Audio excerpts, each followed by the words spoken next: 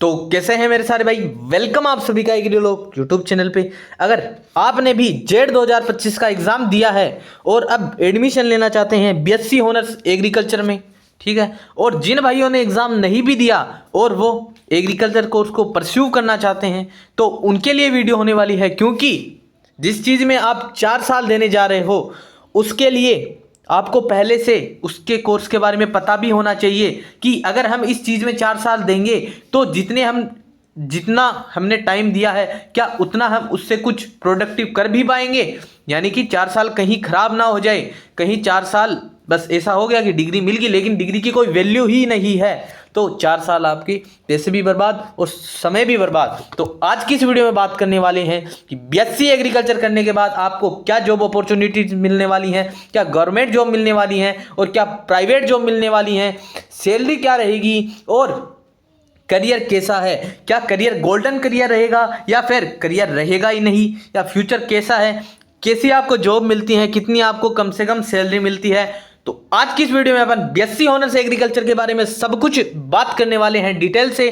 तो बेसिक से बात करेंगे लेकिन सब कुछ बताया जाएगा। वीडियो अच्छी लगे तो वीडियो को लाइक कर देना और सब्सक्राइब करना मत भूलना भाई। आपसे कुछ नहीं चाहिए, बस आपसे एक सब्सक्राइब कर देना मेरे भाई। बस आपका प्यार चाहिए, आपका सपोर्ट चाहिए, जिससे मैं मोटिवेट होकर आपके लिए ऐसी वीडियो लाता रहूं। तो बिना किसी देरी के करते हैं वीडियो को स्टार्ट, ठीक है मेरे भाई। फर्स्ट पॉइंट अपना रखते हैं कि जो ड्यूरेशन है, ठीक है, ड्यूरेशन समझ गए होंगे मेरे भाई। ड्यूरेशन यानी कि ड्यूरेशन क्या, कितना टाइम लगने वाला है सर कोर्स में, तो उसकी बात कर लेते हैं। आपको कोर्स में टाइम लगने वाला है, कोर्स में टाइम लगने वाला है 4 ईयर, ठीक है मेरे भाई। 4 साल आपका कोर्स में टाइम। कोई भाई स्पेलिंग एरर हो जाए तो माफ़ कर देना, लेकिन मैं बोल के सब कुछ क्लियर कर दूंगा आपको।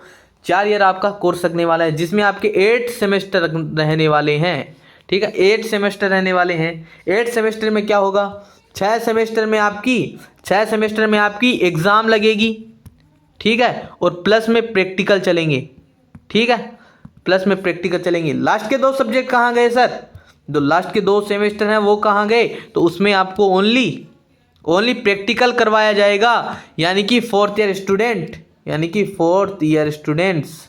ईयर वाले स्टूडेंट्स को ओनली प्रैक्टिकल करवाया जाता है। तो क्लियर हो गया होगा। जल्दी बात करेंगे, लेकिन जो आपके लिए इंपॉर्टेंट टर्म्स हैं उनके ऊपर ही बात करने वाले हैं, कोई फर्जी बात नहीं की जाएगी। आगे बात करते हैं, आगे क्या बात करते हैं, आगे बात करने वाले हैं कि आपकी एलिजिबिलिटी क्या रहने वाली है, कौन बंदे इन कोर्स को परस्यू कर सकते हैं, कौन मेरे भाई इस कोर्स को परस्यू कर सकते हैं। तो मैं बता दूं 11th, ठीक है मेरे भाई, सब कुछ बताया जाएगा बेसिक से लास्ट तक, ठीक है। 11th 12th में आपके पीसीबी थी, ठीक है, फिजिक्स केमिस्ट्री बायोलॉजी और एबीसी थी, यानी कि एग्रीकल्चर बायोलॉजी केमिस्ट्री, या फिर पीसीएम थी, फिजिक्स केमिस्ट्री मैथ।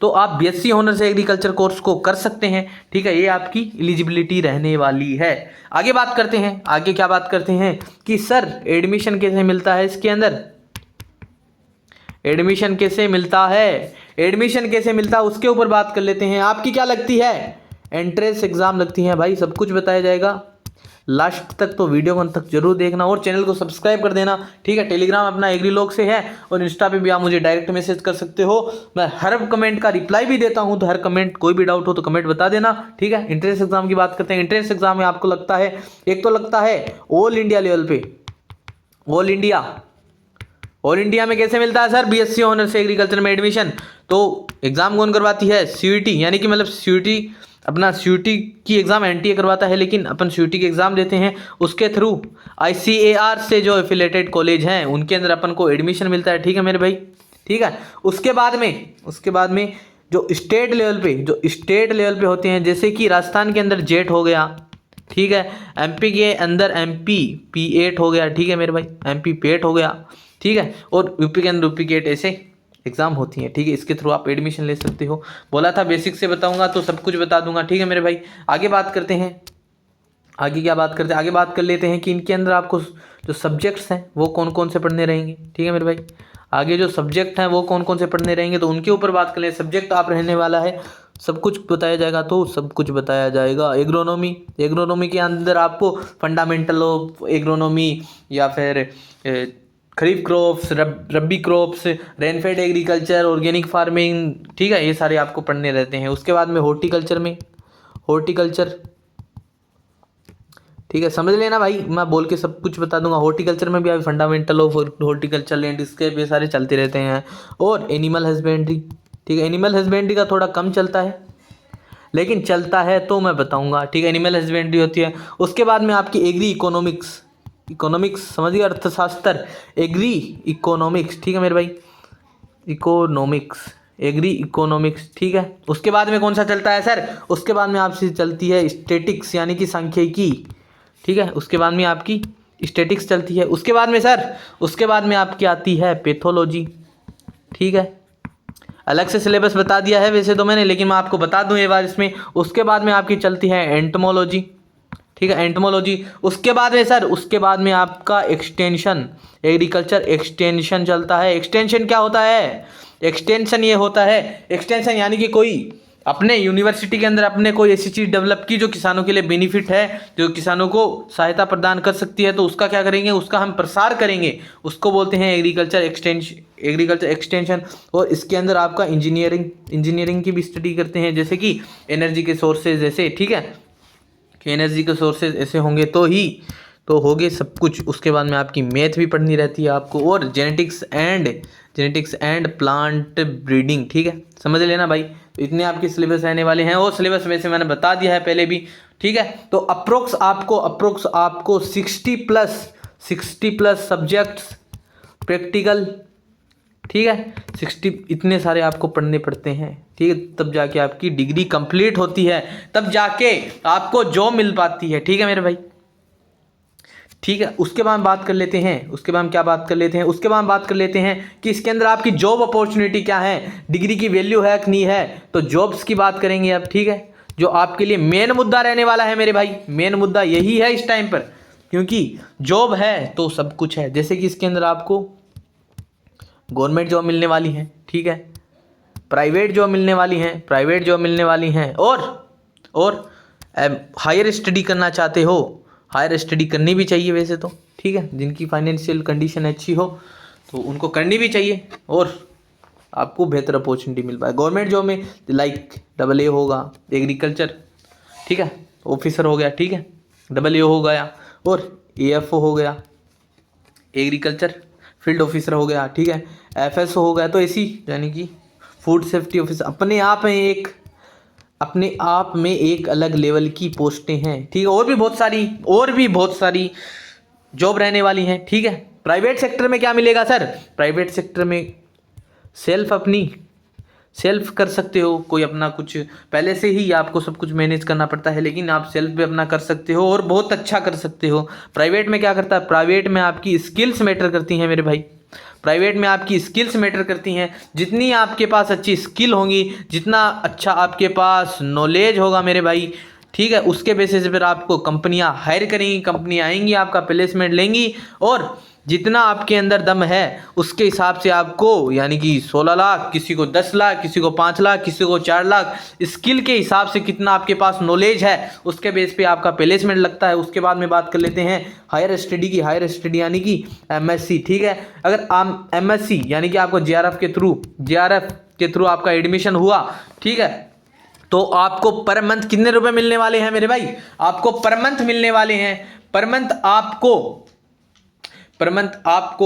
12,000 रुपये मिलते हैं, ठीक है, पर मंथ आपको 12,000 रुपये मिलती हैं। और PhD के अंदर अगर आप PhD करते हो तो पर मंथ के आपको 45 के रुपये, मतलब कि 45 के मिलते हैं आपको, ठीक है। हायर स्टडीज के लिए खुद देती है सरकार आपको 12,000 रुपये पर मंथ के मेरे भाई, साल के 1,20,000 रुपये होते हैं, ज़्यादा ही हो जाएंगे, ठीक है। PhD के 45,000 एक महीने के लगते हैं, ठीक है। तो ये आपकी, और मेरे भाई जो भाई बोलते हैं कि इसके अंदर तो फ्यूचर ही नहीं है मेरे भाई, हमने भी की है डिग्री, लेकिन इसके अंदर तो फ्यूचर भी नहीं है। फ्यूचर उनके लिए नहीं है जो स्किल पे ध्यान नहीं देते हैं। इसके अंदर मेन रोल स्किल का होता है, और क्या होता है, नॉलेज क्या होता है, कि आपका बोलने का तरीका क्या है, आपको कैसे आप लोगों के सामने एक्सप्रेस हो पाते हो, कितना आपके पास नॉलेज है, उसके बेसिस पर आपको कंपनीज हायर करती हैं और आगे तक ले जाती हैं। जो भाई बोलते हैं ना,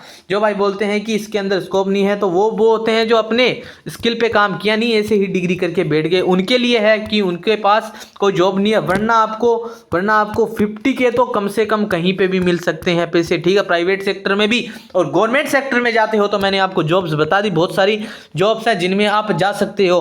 और आपको मैं एक बात बता दूं, अगर आपके घर में जैसे मतलब कि मैं तो एक किसान वर्गीय परिवार से आता हूं, और आप भी अगर आपने एग्रीकल्चर ले रखा है, अगर एग्रीकल्चर जैसा कोर्स अब करना भी चाहते हो, एग्रीकल्चर लेना रखा है, तो आप भी एक फार्मिंग बैकग्राउंड से आते होंगे, ठीक है, तो आपके माता पिता हैं, ठीक है, वो भी खेत में 8 से 10 घंटे तो काम करते होंगे, ठीक है, तो क्या वो इतनी मेहनत कर रहे हैं, तो आप क्या 7 घंटे भी नहीं पढ़ सकते उनके लिए? अगर 7 घंटे भी छोड़ो, आप सही से 4 घंटे भी नहीं पढ़ सकते क्या उनके लिए? ठीक है, 4 घंटे, ऐसे नहीं कि 4 घंटे पढ़ रहे हैं तो बस ऐसे देखे जा रहे हैं कि घड़ी के अंदर टाइम देख लिया कि हाँ 1 घंटा निकल गया, 2 घंटा निकल गया, 3 घंटा निकल गया, ऐसे नहीं देखना होता मेरे भाई। अगर 4 घंटे आप स्टडी कर रहे हो, अगर 4 घंटे आपने स्टडी की, ठीक है मेरे भाई, अगर आपको करना क्या है, आपकी जो बीएससी के अंदर जो आपके सब्जेक्ट रहने वाले हैं, उनके पर्टिकुलर आपने नोट्स बनाए, ठीक है, पर्टिकुलर नोट्स बनाए, साथ में आपने स्किल पे काम किया, और अगर 4 हॉर्स भी अगर स्टडी कर ली, ठीक है, तो आप है ना, ये जो AA हो है, FSO है, इनका सिलेबस आप कवर कर लोगे, ठीक है मेरे भाई। आप और बता दूं, जो आपके जो PhD है, जो PhD है, जो MSc है, ठीक है, उसके अंदर आपका FSO हो गया, आपका FSO हो गया, ठीक है मेरे भाई, आपका AAO हो गया, ठीक है। ये सारे जो एग्ज़ाम होते हैं ना, इनके अंदर सेम ही सिलेबस रहता है मेरे भाई, सेम ही सिलेबस रहता है। अगर आपने BSc के अंदर जो 4 साल है वो अच्छे से यूटिलाइज कर लिए, ठीक है, तो आपके साथ 4 साल हैं, अगर आपने अच्छे से यूटिलाइज कर लिए, नोट्स बनाए, प्रॉपर नोट्स बनाए, अपने स्किल पे ध्यान दी, तो आप एक अलग ही लेवल पे जाओगे। अगर आप बहुत ही ज़्यादा अलग लेवल पे जाओगे, और आपकी कम से कम सैलरी रहने वाली है 50K अराउंड। तो जो बोलते हैं कि इसके अंदर स्कोप नहीं है, भाई भरपूर स्कोप है। आप इस कोर्स को बिना सोचे समझे इस टाइम पे अगर आपको एडमिशन मिल रहा है तो आप ज़रूर एडमिशन ले सकते हैं। कि भाई सफलता यूं ही किसी की मोहताज नहीं होती, बस वो मेहनत करने वालों पर फिदा हो जाती है। तो भाई अब आपको 4 साल है आपके पास कंसिस्टेंसी होके, आपको कंसिस्टेंट होके एकदम प्रॉपरली अपने ऊपर वर्क करना है, ठीक है भाई। और कोई काम भी करो, लेकिन इसके साथ में 4 साल में जो डिग्री है, ठीक है, 4 हॉर्स अपने पे दे देना, ठीक है भाई। तो 4 साल बाद में निकलोगे तो आप एक अलग ही इंसान बन जाओगे, ठीक है। और आपके पास जॉब 50 के अराउंड तो आपको कम से कम मिल ही जाएंगे पैसे। तो इस वीडियो में रखते हैं इतना ही। अगर आपको इस वीडियो में कुछ भी ऐसा लगा हो कि सर समझ में नहीं आया, तो मुझे कमेंट में बता देना, और कोई भी डाउट हो तो कमेंट में बता देना। हर एक मेरे भाई को कमेंट में रिप्लाई मिलने वाला है, ठीक है। और मुझे डायरेक्ट मैसेज करना चाहें तो एग्रीलॉग आपके लिए हर टाइम पे अवेलेबल रहेगा। एग्रीलॉग पे, इंस्टा पे भी मैसेज कर सकते हैं, और टेलीग्राम पे भी मैसेज कर सकते हैं। अगर किसी भाई ने मैसेज किया और मैसेज का तुरंत रिप्लाई ना आई, तो मैं बता दूं भाई, मैं भी स्टडी करता हूं, मैं भी एक स्टूडेंट हूं। उसके बाद में आपको मैं भी इतनी जो नॉलेज या इन्फॉर्मेटिव बात है वो आपको मैं बता पाता हूं। मैं भी एक स्टूडेंट हूं, तो मुझे टाइम ज़्यादा मिलता नहीं है, लेकिन जितना मिलते हैं मैं उतना यूटिलाइज करता हूं, और आपके लिए ऐसी इंपॉर्टेंट और आपके लिए हेल्पफुल वीडियो लाते रहता हूं। मुझे टाइम मिलता है 10 से 11 बीच में, तो 10 से 11 के बीच में आपको रिप्लाई मिल जाएगा। और मेरे भाई अपने ऊपर वर्क करो अभी से, और किसी भी प्रकार का डाउट हो तो आपका भाई आपके साथ है, ठीक है मेरे भाई। तो थैंक्स फॉर वाचिंग। और जो आपके जो रेड कलर का सब्सक्राइब वाला दिख रहा होगा, जरूर से दबा देना मेरा भाई, और दिल से थैंक यू आपको। मिलते हैं आपके साथ ऐसे ही इंपॉर्टेंट और आपके लिए हेल्पफुल वीडियो के साथ। तब तक परेशान मत रहो। कोई भी परेशानी है तो आपके भाई को कमेंट में बता सकते हो, या टेलीग्राम का आपको डिस्क्रिप्शन में लिंक मिल जाएगा, वहां पे बता सकते हो। मिलते हैं आपके साथ ऐसी ही आपके लिए इंपॉर्टेंट और आपके लिए हेल्पफुल वीडियो के साथ। तब तक के लिए थैंक यू। जय हिंद।